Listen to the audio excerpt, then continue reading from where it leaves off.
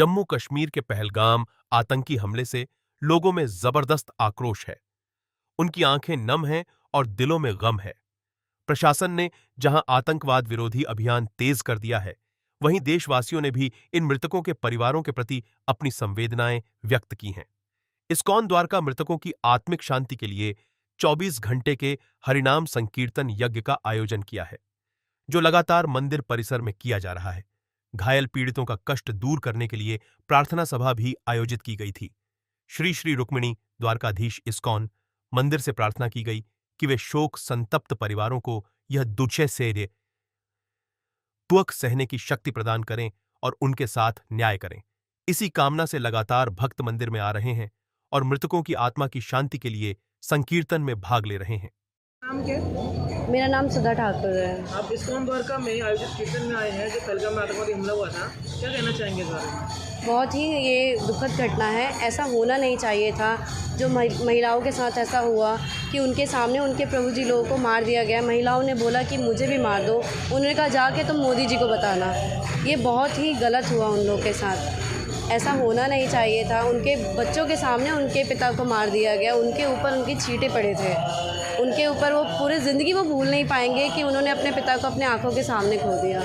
ये बहुत ही दुखद था और ऐसा मैं नहीं चाहती कि चाहे पूरा देश नहीं चाहता कि ऐसा दोबारा कभी हो। भारत सरकार ने जो कदम उठाए हैं इसके बाद उसको बारे में क्या कहना चाहेंगे? भारत सरकार ने अच्छे कदम उठाए हैं और आगे मुझे लगता है उस टाइम पे जब कहा गया कि कोई भी वहाँ सेना नहीं थी, होनी चाहिए थी। और वहाँ पे जैसा कि कश्मीर पहले से ही बहुत ज़्यादा ये मतलब डेंजरस जगह है, वहाँ पे हमेशा पुलिस वगैरह ये सेना तो होनी चाहिए। उस टाइम पता नहीं क्यों नहीं थी, होनी चाहिए थी। और आगे से मतलब कि ऐसे सेफ्टी बरकरार रखी जाए कि ऐसी कोई घटना ना हो, क्योंकि कश्मीरियों के लिए भी बहुत गलत हो गया। क्योंकि उन लोग की तो आमदनी ही टूरिज़्म थी और वो टूरिज़्म ही अभी कितना टाइम लग गया था उन लोगों को सेटल होने में। अब ये फिर से कितना 10-15 साल पीछे हो गया कश्मीर फिर, क्योंकि भारत के लोग फिर डर के मारे दोबारा नहीं जाएंगे अभी।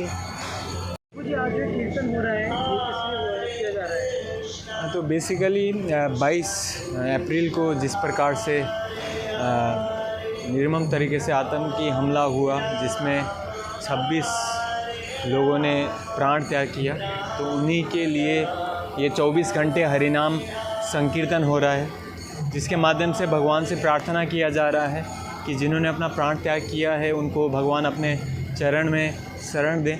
जो घायल हैं, पीड़ित हैं, उनको भगवान की कृपा से जल्दी वो रिकवर हो जाएं।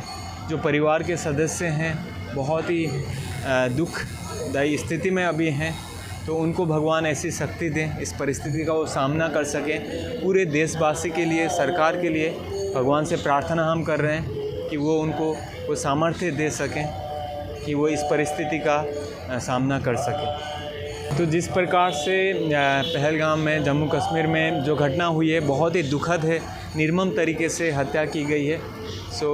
पूरे देशवासी इसमें बहुत ही दुखी हैं। हम इस्कॉन द्वारका परिवार के तरफ से भी बहुत दुख व्यक्त करते हैं और ऐसी घटनाएं फिर से कहीं भी ना हो।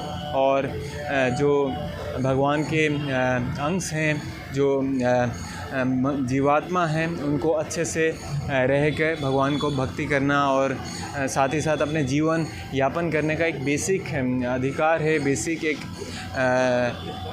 पॉइंट है, उसको एटलीस्ट वो इंश्योर हो जाए। तो इसके लिए भी हम प्रार्थना करते हैं श्री श्री रुक्मिणी द्वारकाधीश, श्री श्री जगन्नाथ बलदेव सुभद्रा महारानी, श्री श्री गौरनीताई जी के चरण कमल में। इस्कॉन द्वारका में जब आए हैं पहलगाम में हुए आतंकवादी हमले को लेकर, जो ये घटना हुई बहुत ही दुखद घटना है। इसको लेके हर किसी के मन में बहुत दुख है। तो हम लोग बस भगवान से प्रार्थना करते हैं कि जो भी हुआ ऐसी घटना दोबारा भविष्य में कभी ना हो, जो भी ऐसा हुआ है। और जिसके परिवार ने ये सब खोया है उसके परिवार को सहने की क्षमता मिले और भगवान उनको और दोबारा ये घटना ना हो। भारत सरकार ने जो कदम उठाए हैं इस हमले के बाद, उसको लेकर क्या कहना चाहिए? सरकार तो अपनी काम करेगी, जो भी रीजन होंगे उससे सरकार तो अपनी एक्शन लेगी। तो ऐसा सरकार को भी थोड़ी सी और कठोरता अपनानी चाहिए, जिससे और आगे ऐसी घटना ना हो। जो ये घटना हुई आतंकवादी घटना तो हुई, लेकिन ये जो धर्म पूछ के जो मारा गया वो एक गलत घटना हुई। आतंकी घटना तो इसके पहले भी हुई है, बहुत बार हुई है, हमेशा मतलब कहीं ना कहीं होती रहती है। पर यही पहली बार हुई कि किसी से धर्म पूछ के उसको मारा गया, और जो दूसरे धर्म के निकले उसको नहीं मारा गया, तो इसलिए बहुत ज़्यादा दुख। हरे कृष्णा, मेरा नाम परम नियंत्र दास है। इस्कॉन द्वारका से मैं एक कार्यकर्ता हूँ, यहाँ पे सेवक हूँ। तो हम यहाँ पे इस्कॉन द्वारका, जैसे कि आप सब जानते हैं कि 22 अप्रैल को जो घटना कश्मीर में पहलगांव में हुआ है, बहुत ही दुखदायी वो घटना है। और जैसे ही हमें इस घटना को पता चला तो हम एज ए भगवान की सेवक के हिसाब से हमने सोचा कि जो लोग वहाँ पे अपना जीवन मतलब ऐसी घटनाओं से जिन्होंने अपना उनका मृत्यु हुआ है या जो शरीर छोड़ा है या जिनकी परिवार अपने परिजनों को खोया है, तो उनके लिए हम लोगों ने 24 तारीख से ही यहाँ पे रात दिन 24 घंटे यहाँ पे हरिनाम संकीर्तन चल रहा है।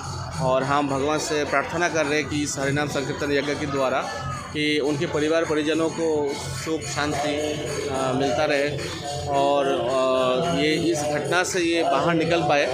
तो इसलिए हमने यहाँ पे हरिनाम संकीर्तन यज्ञ शुरू किया है, जो अभी ये कंटिन्यू चल रहा है हमारा, और आगे भी हम इसको करते रहेंगे इस तरह से। भारत सरकार ने जो कदम उठाए हैं पाकिस्तान के खिलाफ इस आतंकी हमले के बाद, उसके और क्या कहना चाहेंगे? देखिए, किसी भी कंट्री के लिए ही ये बहुत ही ऐसी घृणा कार्य है कि यहाँ सरकार को एक कड़ी स्टेप तो लेना ही था, और जो कि हमारे मोदी जी ने लिया भी है, और इसका हम पूरी तरह से सराहना करते हैं।